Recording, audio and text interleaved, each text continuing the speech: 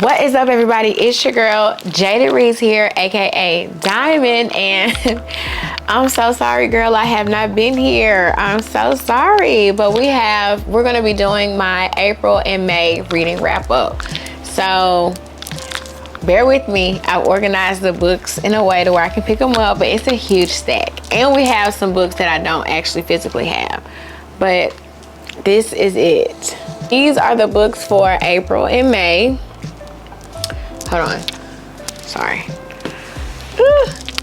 So yeah, it's gonna be, like I said, this is gonna be the April and May reading wrap up.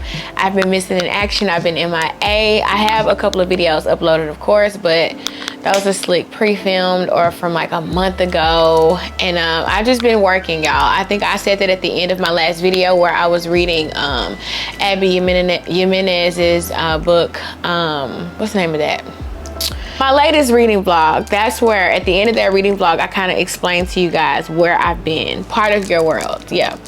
So anyways, without further ado, let's just get into it. First of all, actually, I do want to say thank you for everyone who's checked in on me, checked up on me, and asked where I was, more so out of worry. I appreciate you. I love you, and I'm here. I'm just trying to get grounded and figure out a schedule that works best for me. As you guys know, if you don't know, I'm a former educator, and I resigned from my job in January, and I've just been recalibrating and getting myself situated for the last 3 months. And I've just been home, just chilling out, homeschooling my daughter. So I ended up getting a new job. I'm in a new career now, and it's completely different from anything I've ever done. So it's just taking me some time to adjust. So that's why the videos are not as consistent as they were, but they will get back. I will get back on a regular schedule. But as you guys can tell from the book stack, I have still been reading nonstop. That's one thing I'm gonna do. It helps me so much with my mental health and just in general with my mind, and this happiness for me is reading. So I'm gonna continue to read. All right, so some of these books, like the books that I read in April, I've talked about the majority of them in previous videos, so I'm gonna only talk about them briefly. We're more so gonna go into detail about the books that I read in May. So starting with the first book that I read in April, I read the follow-up to Marilyn Robinson's Gilead. She has a quartet, a Gilead quartet. This is the second book in that series. It's called Home. And so in Home, it follows the story of Jack and his family. Jack and his dad, Reverend Boughton, and his sister, Glory.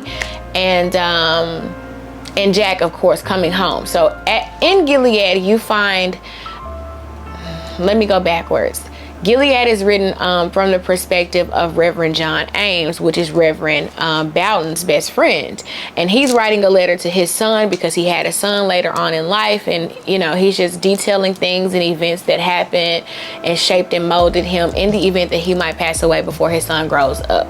At the end of Gilead, you find that a prodigal son, the son of Reverend Boughton in this book, he comes home. His name is Jack. He comes home, and it's just like it's getting annoying to Reverend John Ames because he doesn't like him. He's just like the worst. He has the worst character. He's not a good person. He's a thief, blah, blah, blah. All of these things are detailed in Gilead.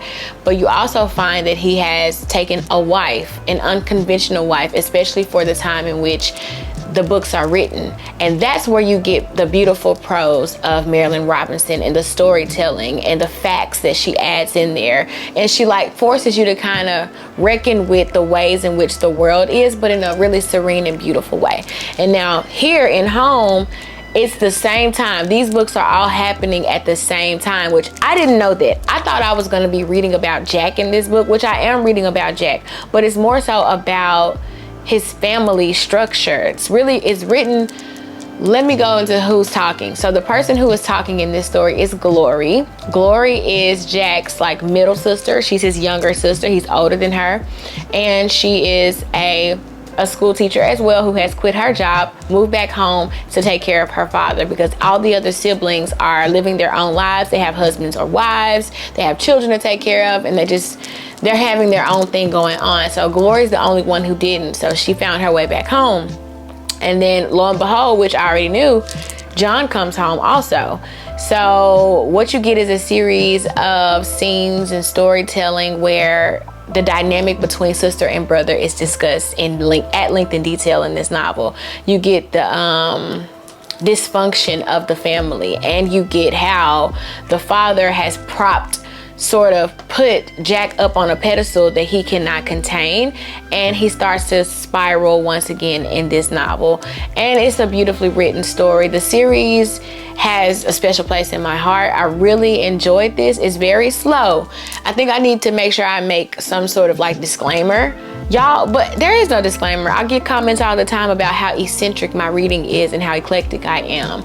I read literary fiction because it helps me reckon with my day-to-day life and my living, and it also gives me perspective on the minds of others and how the way the world is going or was going in the time these books were written. I love literary fiction. These books are not as thrilling as a thriller or like some super drama, whatever the case may be. They're more centered off or focused on kind of philosophy in a way. Not really, but really, honestly. And so this type of book here, it moves very, very, very slow. And if you don't like stuff like that, I don't think you would like Marilynne Robinson. But she is a must read. Like, she's at the top. Professors read her and teach her at Harvard, at all of the great colleges in the United States and beyond. She is a must read, but she's not for everyone. So I do want to say that part. But all in all, I love this book. If I was to rate this book, it would be 5 stars, and I can't wait to continue on in the series. All right, so the next book that I read after that one, it's going to be Lonesome Dove. I don't have to do it this way because I don't have the jacket, but it's Lonesome Dove by Larry McMurtry. I absolutely adored this book. This book is a chunker. This is a tome. I enjoyed the 2 weeks that I spent reading this book, and I have talked about this book on my channel already. So Lonesome Dove follows a cowboy outfit in the late 1800s, early 1900s, and they're in Texas, right on the cusp of border to New Mexico, and it follows the journey. It's a saga, okay? It takes you on the journey of them leaving Texas and going to Montana and all of the things that goes along with it. The characters, the animals, the weather. It's a lot of things going on here. So really the main characters are going to be Cal and Augustus. Those are the main cowboys. They used to be Texas Rangers and they turned cowboys. And it just follows at length all of the things that go on here. You get to know so many characters. You get to know the things that make Cal and Augustus tick, all the selfishness that might come along with being a cowboy. You just meet so many people. There's really nothing that I can say about this story that has not been said before, except that it is a must read. Lonesome Dove was excellently written. It's a masterpiece, honestly. But with Larry McMurtry, I don't think you really can say that this is his magnum opus because he has so many amazing books. But I will say this is on the longer side, but so are the other ones, because this is also in a series that was not chronologically written. But if you obtain all of the books in the series, you can read them in the chronological order based on how the story goes, if that makes any sense. Like for me, I have Comanche Moon. I don't have any of the other books, but I do have Comanche Moon. But Comanche Moon is like the 3rd book in the series, but it's the book that happened. It's written and it happened right before this story starts. So that's why I want to read Comanche Moon, because I want to read about how Cal and Augustus were a little bit before this story. So anyways, since I talked about this book already, I have a couple of videos. I'll link them above. I'm not going to say too much about it, except for I adore this book. This book is a top contender for my top reads of 2024 right at the moment.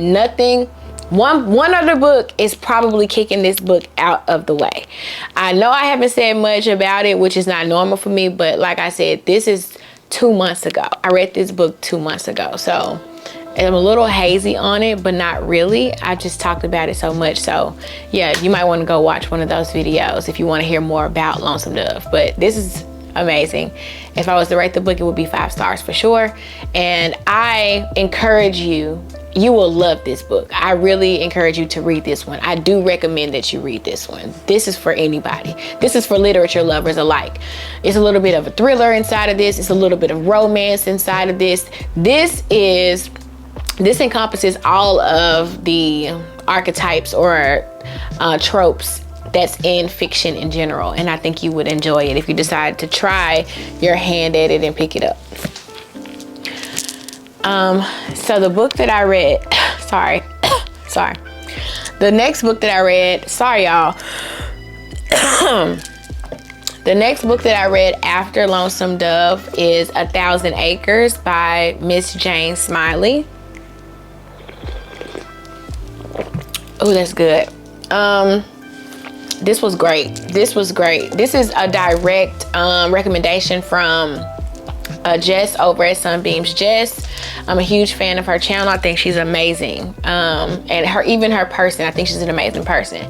So this is my first Jane Smiley, but it will not be my last. I plan to read Moo in June or July, which is like her story about, I think like it's set in or on a college school campus.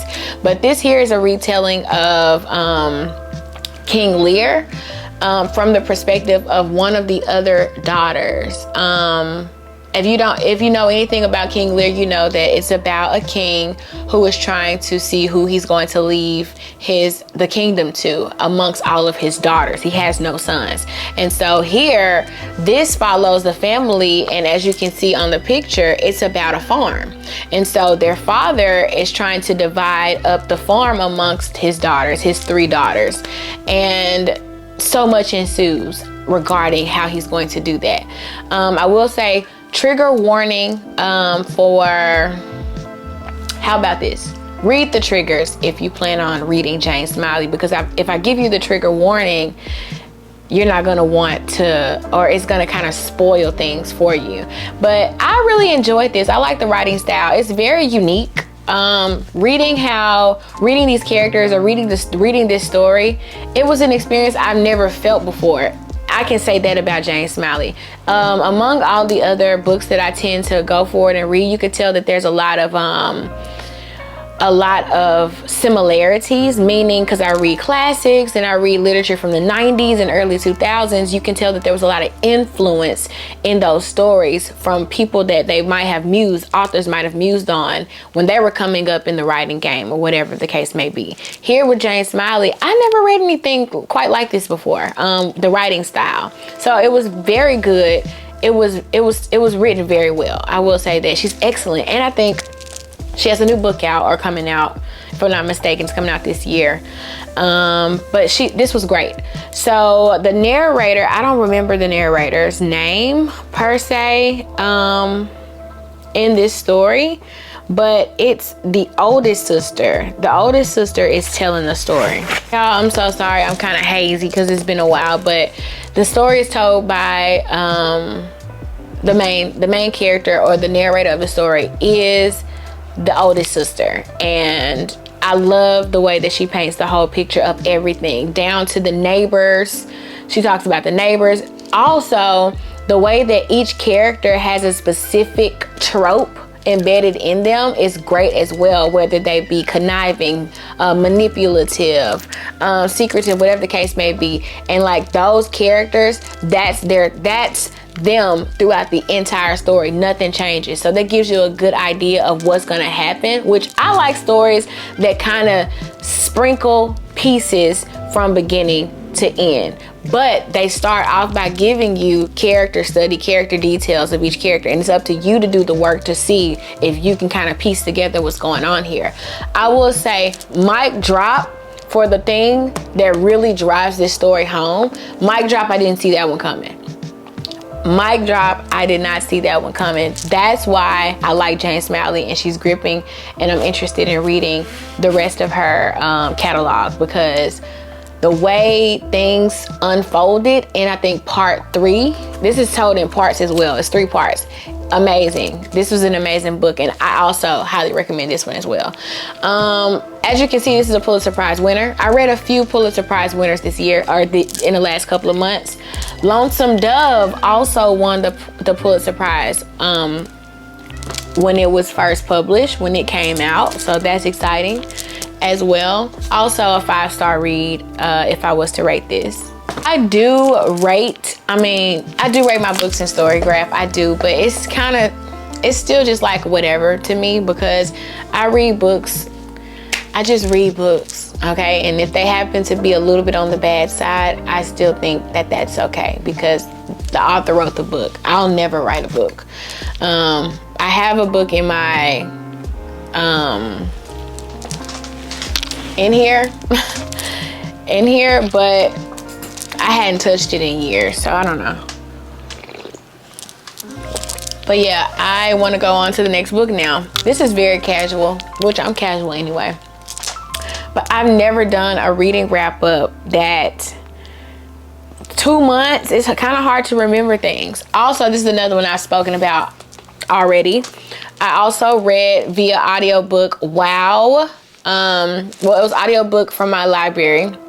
Wow, No Thank You by Samantha Irby, which is a series of humorous essays on all types of topics. Everything from friendship to romance to her career to growing up poor, whatever the case may be. She talks about so many things in here, and I really enjoyed hearing her voice. She narrates her own audiobook, so I started out reading this physically, and then I jumped to the audiobook once I found out that she was the narrator of it. So I really enjoyed hearing her read her words. It was very good, narrated really well. She's really funny. These essays are laugh out loud funny. If you need a break from the type of reading that you typically read or take in, this would be something that's going to be a good palate cleanse for you, just like romances. Like, it was really well written. I enjoyed it. I talked about it already, and so yeah, I'm going to just say that and be done with it. I enjoyed this very, very, very much, and I will be reading more from Samantha Irby in the future. So the next book I also spoke about briefly, no, actually at length, in one of my previous videos from last month. Another Pulitzer Prize winner. We have The Shipping News by Annie Proulx. This story is great. It's great. So it's about a man named Coyle and his family. It's briefly about him, his wife, and his daughter Sunshine, and I forgot his other daughter's name. I'm so sorry, but his daughters and his aunt. Those are the main characters in the story. It's funny parts in here. It's serious parts in here. It's heartwarming. It's a heartwarming story about redemption and about growth, about self-growth and development, and not giving up on yourself. So the book starts out in New York. They're in New York, and Coyle is down in the dumps, a ne'er-do-well. He's obsessed and in love with his wife, who her name is Petal, and she's really not a good person, but he doesn't care because he loves her so much, and they've had 2 children together, and so he has a lot of hope for them in their relationship, and he just wants her to come and like work on things with him. But something happens, something ends up happening, and then his aunt comes and tells him, hey, we're gonna go back to our home, which is in Killicraw in Canada, Newfoundland, Canada, and the town or township is Killicraw. And so he decides, okay, I'll take this chance and I'll go with you, and we'll do the thing there, and I'll work and just try to make a new life for myself. And things start off very shaky, very rocky, but of course, you know, things are going to just get better and better and better as things go along, which is a testament to what happens in real life as well.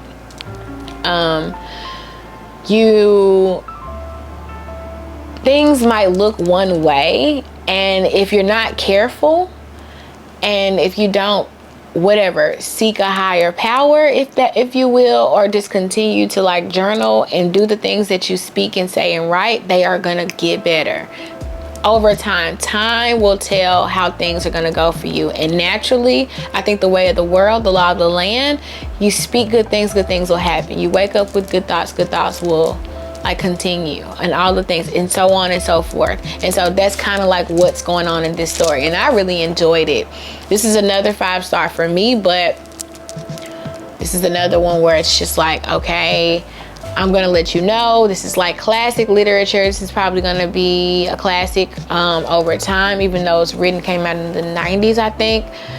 I'm not going to recommend this to everyone because it's not for everybody, but if you read similar things to me, I think you would enjoy something like this. So yeah, I enjoyed my reading experience, and I would definitely read more from Annie Proulx. All right, next we have the other book that's basically in the running right now for best book of 2024, in my opinion, my favorite book that I've read, and it is from the Key to All Mythologies series. It's the first book because we don't have a second book. It is Jonathan Franzen's Crossroads, another tome of a book, but hey, it was so worth the read. It was so enjoyable. It was so engulfing. I really like this story. It's a 5-star. Now let's talk about it.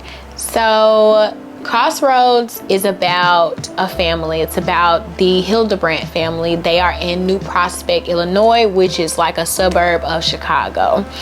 And Crossroads is a youth group at the church that they all, well, not all of them, but that the father is one of the associate pastors at.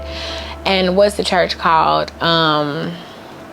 Reformed Church, right? Is it called Reform? I think it's called Reformed Church. So it's about, yeah, but Crossroads is the main, it's not, the book is, how do I explain this? This is a,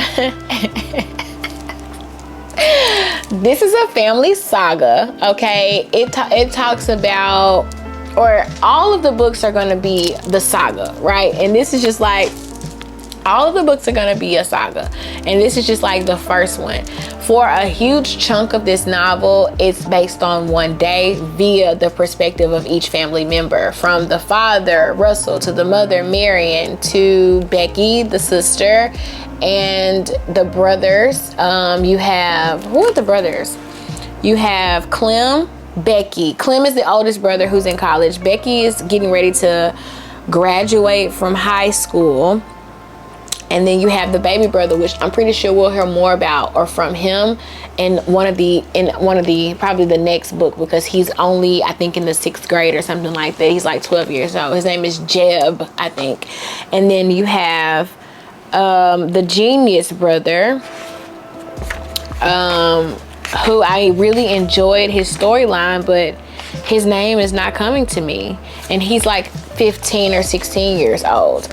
And you just got a lot of things going on in here all at once, and it's really interesting. Of course, Jonathan Franzen writes family. He writes family, and he does it really, really well. I have a little bit of experience reading, what's this? This Crossroads. What's the other book that he has? The Corrections. That's also about a family, a dysfunctional family as well. But all of them are grown. But anyway, this book was excellent. Excellently done, brilliantly crafted.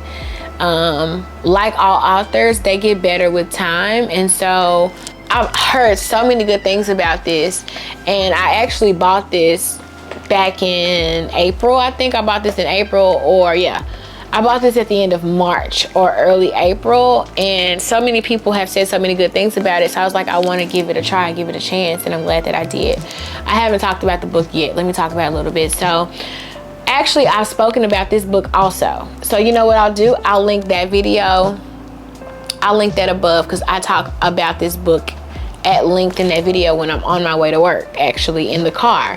So yeah, sorry guys, but I'm not going blank. It's just so much to remember, and I don't know, it's just not fresh on my brain, because this was over 5 weeks ago when I read this. So just know that it's a family drama, and everybody has issues in here, from the father kind of leaning towards adultery, to the mother keeping secrets from her children that might help them, that might have helped them in the long run had she spoken up and been more honest, from Becky just kind of like switching over from being like this perfect specimen, this perfect being, this atheist, to maybe a Christian now falling in love with the boy, to Clem kind of deciding on if he wants to go to the war that's happening at this time, 1971, or if he wants to stay in school, and to that brother, the middle child, the genius, the drug dealer, and among many other things. This novel is very excellent, very good, worth your time if you want to give it some time. It's definitely a 5-star read, and I recommend. So yeah, and I think those are all the books that I read. Yep, that's April. Now let's go into May. So starting with May, we started out with an audiobook. It's Part of Your World by Abby Jimenez. I have a full reading vlog on that book, so I'm not going to really talk about it at length. It is a romance book. It is out of my comfort zone, out of my current comfort zone, but I will say I enjoyed it immensely. I was very wrong about what I thought that it was going to be. I'm glad that I was wrong about it. It was just real good. The romance was romancing, but also the story was very much giving. So it's about Alexis and Daniel, and Alexis is a doctor from a prominent family in one of the cities, the Twin Cities. I don't know if it's Indianapolis or I don't know the other city. But yeah, they're in the city. She's in the city, and then she starts dating this guy, or seeing this guy named Daniel, and he lives in the suburbs on the outskirts, and they're from totally different worlds, which is why the story is called Part of Your World. And so what you witness is them, of course, falling in love, but there's a lot of stories embedded in the full story, as all books are. Diamond, you sound silly. I'm kind of rusty, dusty, and crusty on talking about books, y'all. I'm so sorry, but it's just really good. It's an emotional story for sure, and you get those parts of the two just really enjoying each other in a way that's not corny. You know, I think that's my main thing with romance books. I don't want to read anything that's a lot of smut and it's a corny love story. This one's not corny at all. She tackles some very serious topics in this novel, and she did it very well. So I'm glad that I read it, and I will be reading more of Abby Jimenez down the line. She kind of reminds me of Vari McFarlane. When I was reading romance, I used to read a lot of Vari McFarlane, and she has this one book, Don't You Forget About Me. They're very similar, and I don't know, maybe, you know, she took some notes from her. I don't know, but I enjoyed it very much, and I did rate it 5 stars in my story graph. So that was the first book in May. The next book that we read in May was a Steinbeck. I read The Grapes of Wrath by John Steinbeck. I'm on my John Steinbeck journey. This is also a winner of the Pulitzer Prize back when it came out in like the 30s or 40s or something like that. So it's my 3rd Pulitzer in a row. Or is it going to be my 5th? I have another one also. Or no, this one won the Man Booker. Anyway, girl, this was good, but it was not better. I have to say that it was not better than East of Eden. So East of Eden is considered to be John Steinbeck's magnum opus, and you can definitely tell why. It's going, like, I can go back and speak about like what I was saying about Crossroads and Jonathan Franzen. It's the same thing with John Steinbeck. This was written before that, and although it was a good story, I enjoyed it. It's about the Jodes, the family in Oklahoma, and basically what's happening is, I describe this as the Great Migration of the whites. That's how I describe it. No offense to anybody. If you take offense to that, that's your problem, not mine. But this is definitely the Great Migration of the whites. If you know anything about it, one book that'll kind of help you is The Warmth in Other Suns by Isabel Wilkerson, which details the Great Migration of Black folk from the South to the North because of all the things that were happening to us at that time. This is the same thing, except they're migrating from Oklahoma to California because of the same kind of issue with the farmland and the farm industry and the landscape, and not getting what they're worth. Banks jacking up prices to get them to foreclose and ultimately sell. Then they're not making any money, not having any food to feed their children, and they're having to move out west. That's basically what this details. And it's about the Jode family in the process of that. And you have all these characters in the Jode family, and then you have Tom Jode, the main character, who is just also being released from prison. So you have to imagine what's going to happen with that. Like, okay, he's getting out of jail for killing a man. Not a spoiler, you find out on like the 1st or 2nd page. And so ensues everything that happens after that. He goes looking for his family, and they're not home, and he's trying to find them, and he goes and finds them, and then they pack up and they all start migrating. They start migrating to California, trying to find a better life. That's what this is about. And so many things happen in this book. Of course, it's long as well. So many things happen, and also I learned a lot. A lot of the stuff, like I've known about Oklahoma, people from Oklahoma moving to California. That's kind of like how California got to where it is now. All of these farmers migrated there.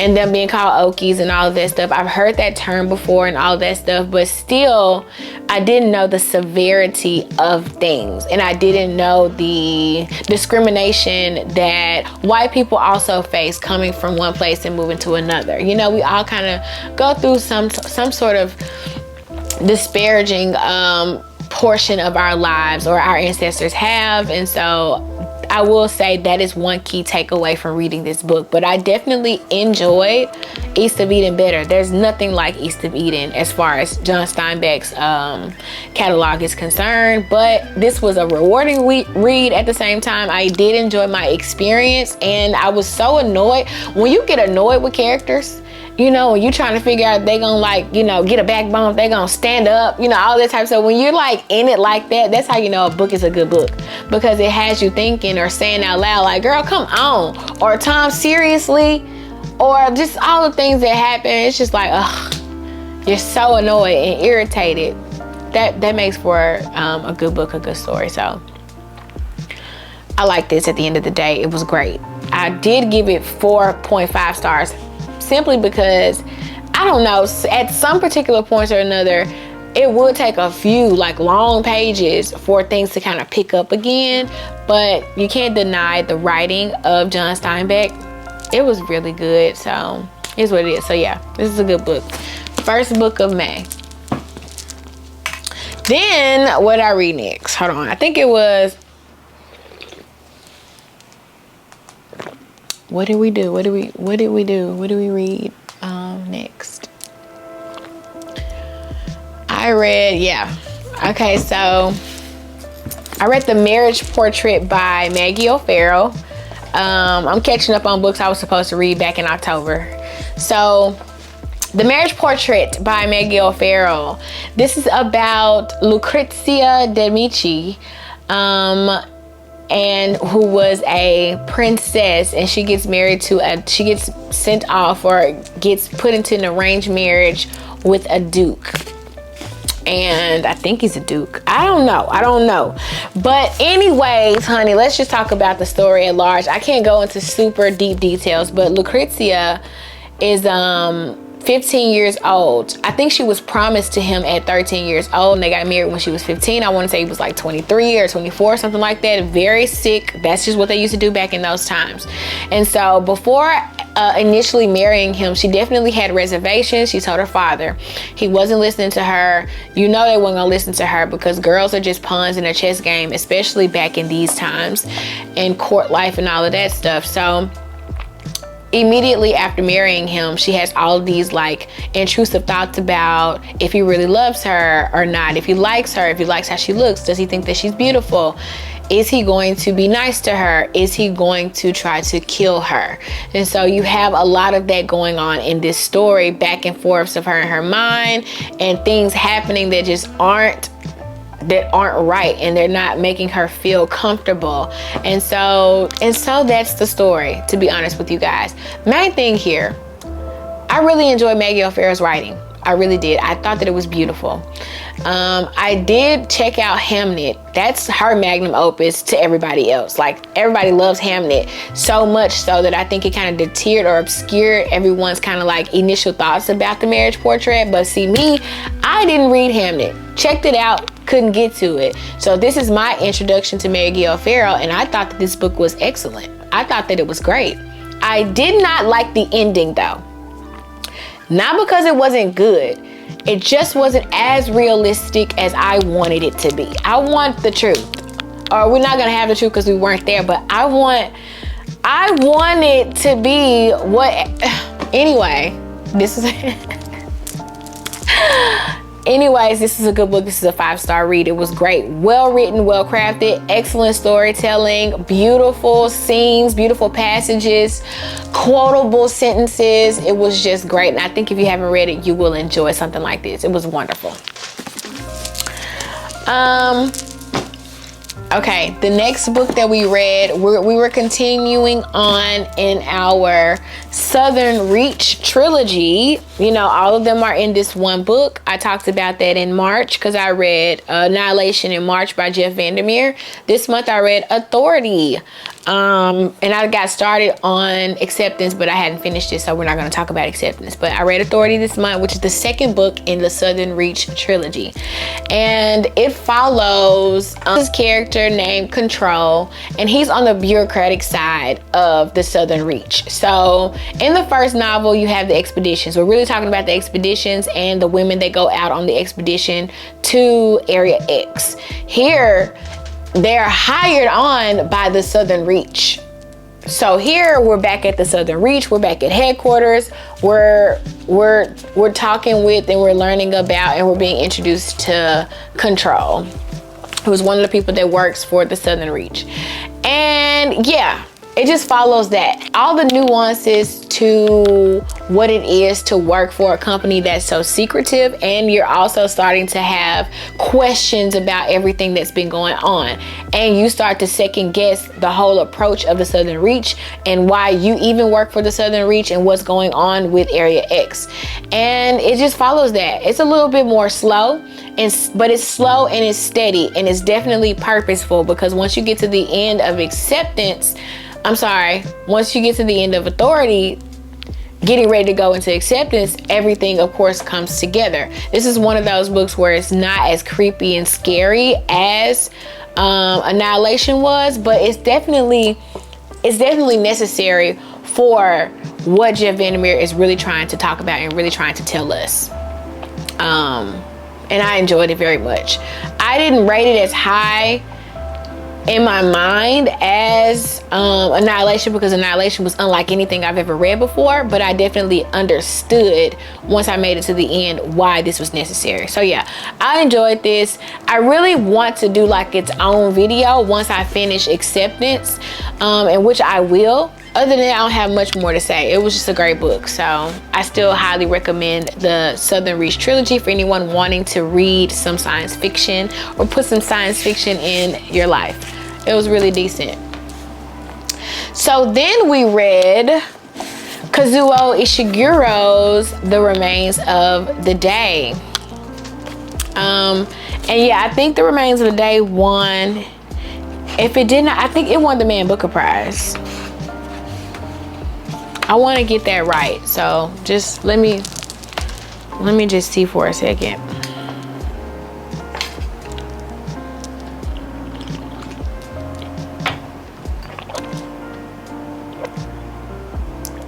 I want to make sure. And while I'm looking for this, girl, why did I just ugly cry at the end of The Iron Claw? This morning, I watched it. I watched it on HBO Max, and I was in tears at the end of that book. At the end of that movie. Like, I could not believe how emotional that movie had me. Zac Efron deserves an Oscar for his portrayal of, who does he play? I think he plays Kevin. He plays Kevin Von Erich, if I'm not mistaken. So good. Mwah! That book was amazing, hands down. It was so good. All right, so hold on.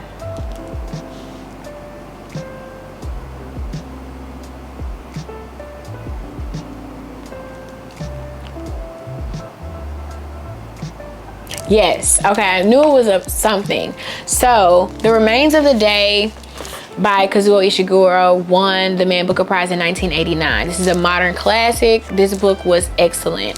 This book also had me very emotional at the end. I did a little cry, but it wasn't ugly like on The Iron Claw. But anyway, I enjoyed this so much. This was great. This was great. So, The Remains of the Day is about a butler. Wait, is his name? What's his name? I'm sorry, y'all. So, The Remains of the Day is about a butler named Stevens and his work that he has done at Darlington Hall for, I want to say 30 or 40 years, 30 years or something like that. And it tells a story of a life devoted to serving someone else, and all of its facets and all of its meaning. And it was excellently done. I want to say though, Stevens is most definitely unreliable in the way that he is like retelling stories or things or events that happened while he was doing his work at Darlington Hall. And he missed the mark on so many instances, even in love, like on love, on being a child to someone, being a friend, all because he was such a devout servant to the person that ran or owned Darlington Hall at the time. And so it was just really excellently written and very, very sad. The ending is very sad, very sad. But I will tell you this book it will give you like a lasting effect. It will give you a lasting effect if you read something like this. Your perspective might shift on the way that you are moving right now in your life. And you might rearrange some things and change some things around based on Stevens' experiences here. Ishiguro has or did something that I wasn't expecting. I wasn't expecting to feel the emotion from this character, from this white presenting character who was a server on some I don't know, child, but it's always shocking and surprising when you feel emotions that you otherwise weren't expecting, especially for something so small, and also just the subject matter or the initial subject matter going into reading the book. It's always shocking from what you felt at the beginning to what you'll feel at the end. And I was just shocked about how I felt here. I told one of my friends that was texting me at the time, I was like, I just read a book that amazed me. Very much hit me in the heart, and left a lasting impression. And I think that this would be something great. This is another one that's kind of like slow paced, emotional, but I recommend it. Like I said, I recommend something like this to anybody willing to read it. It was great, worthy of your 4 hours, 5 hours, couple days, 2 sittings. All right, so the next book I do not have a copy. I read this via audiobook from my public library, and it's called In Memoriam by Alice Winn, and that book was amazing. Like, oh my god, like for that's a debut. So that's Alice Winn's debut novel. It came out last year, I think. Yeah, 2023 was published, and oh, it was phenomenal, y'all. That book was excellent. So that book is about these 2 young men, one named Daunt and the other one Elwood. So I think Daunt's first name is Henry. So Henry Daunt, and I think Sophie Elwood or something like that. But in the book, Daunt calls Elwood Ellie, and Elwood calls Henry Daunt. So it's about those 2 boys. They're teenagers in, I think, London or something like that. Daunt is half Jewish, and Elwood is just completely just whatever ethnicity you are when you're white. That's what Elwood is. And so this is set in 1915. So naturally what's about to happen is the World War, the war on the Nazis. The Nazis and the Germans are in war, and Nazi Germany is going to war basically with everybody else because of what's going on with Adolf Hitler. And so this is really, In Memoriam is really like an ode to, or a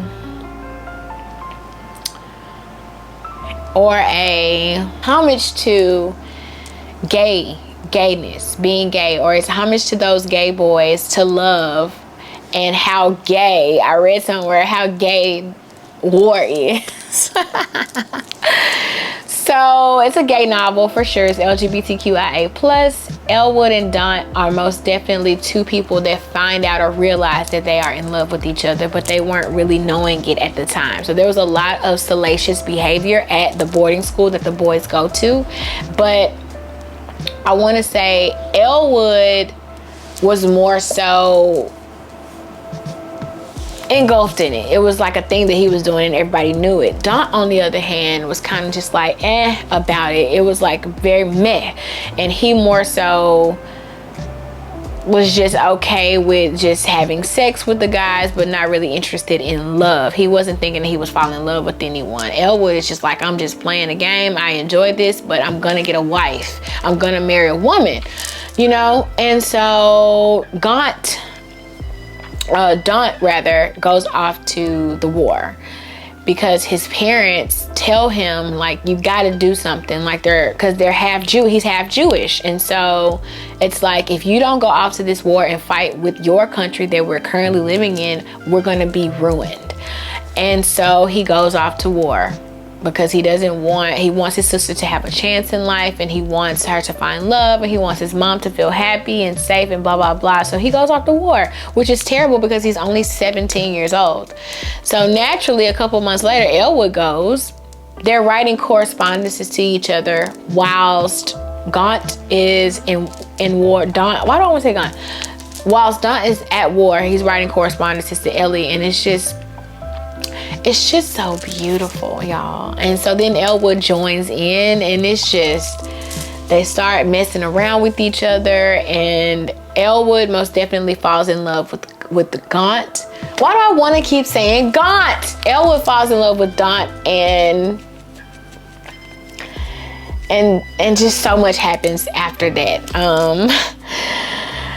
It's a beautiful story. This story also brought me to tears. This story also had me very invested in what was going to happen to both of these boys. So many surprising things occur and happen. You learn so much about what it was to also be gay around that time. And so also I watch on this guy on YouTube. His name is Rodney.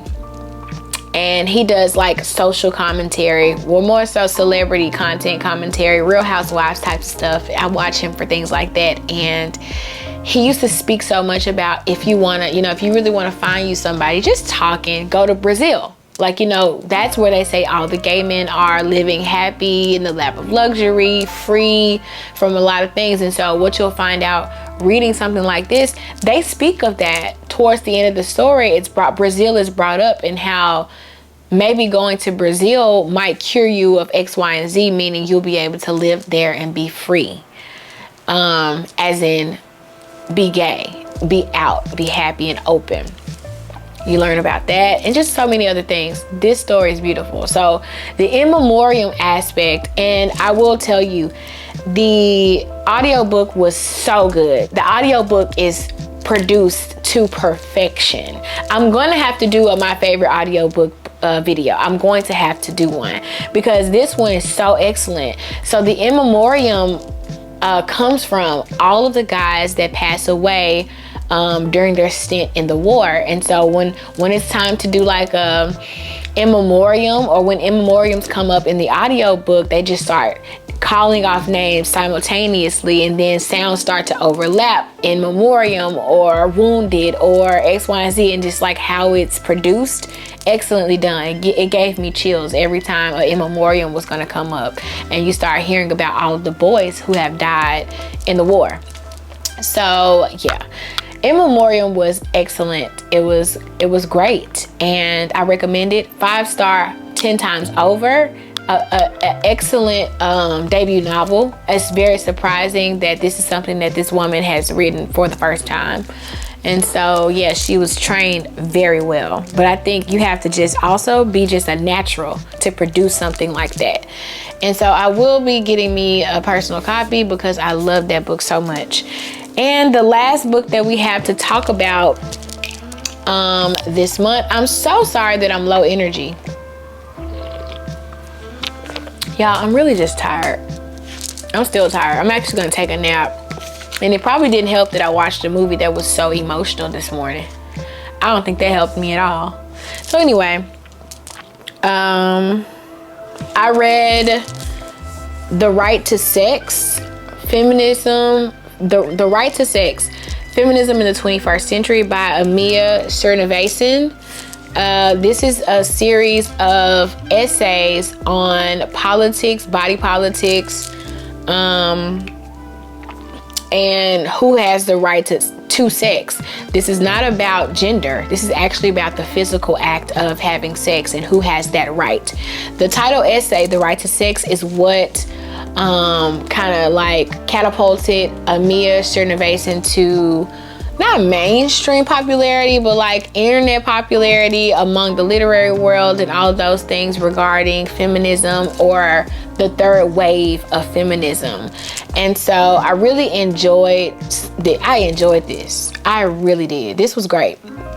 The essays are very smart and very sophisticated. I would like to say, I think my favorite one probably was Talking to My Students About Porn.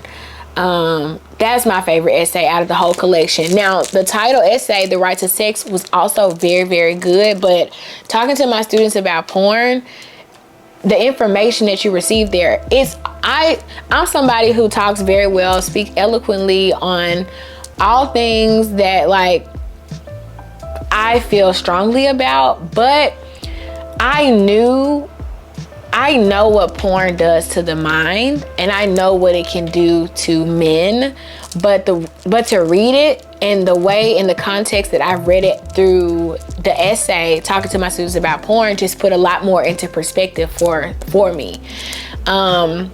And as I said briefly in talking about this book in a video that I have not edited yet, I'm also just in this like sort of limbo when it comes to relations and having relations with other people, whether it be physical or just intimacy but not like sexual, if that makes any sense, or just even dating in general, or like positioning myself to be present for men. I don't know, it's just right now I'm just not into that, and I have options. I have people all the time wanting to get to know me, but for some reason or another, I'm just not really interested right now. And I just want to read things that can kind of help me and put things into perspective for me and make me understand like what I'm going through, what this phase is that I'm going through. And so this was a great start. And she references so much. I want to tell y'all, this is not a long criticism at all. I'm gonna tell you, the majority of the ending, starting right here, is all references. Look at that.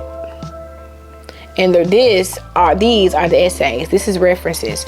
So this is honestly just a nice book to just have, you know, to be able to go in the back of it, pick a reference out and read up on it. You know, if you really want to really learn more about feminism and like your rights as a woman, the rights that have been taken over the years, just the arguments that have been posed in politics, and just the ways that women are fighting and have fought for our rights over the years, I think that having The Right to Sex on your shelf is a necessity. Especially for the third wave of feminism. But I'm definitely doing my due diligence and my research and doing back catalogs and reading things from back listings and stuff like that to just kind of help me out and put things into perspective for me. So I enjoyed this immensely. So yeah, boys and girls, those are the books that I have read in the last 2 months. My March and April reading wrap up. I'm not gonna make this a thing because, as you can tell, I don't think I can do a 2-month review, like a 2 months of a wrap up and do each book is just do its due diligence, because y'all know I'm very kind of detailed in my review of books, and I don't think I was as detailed this time, but you know, I'm also just a little rusty and dusty. So yeah, anyways, I hope you guys enjoyed this. You know, comment below if you read any of these books, what you thought about these books. Talk about some books that you read in the last couple of months with me, and I'll definitely see you guys in my next upload. Thank you guys so much for watching this video, and until next time, deuces.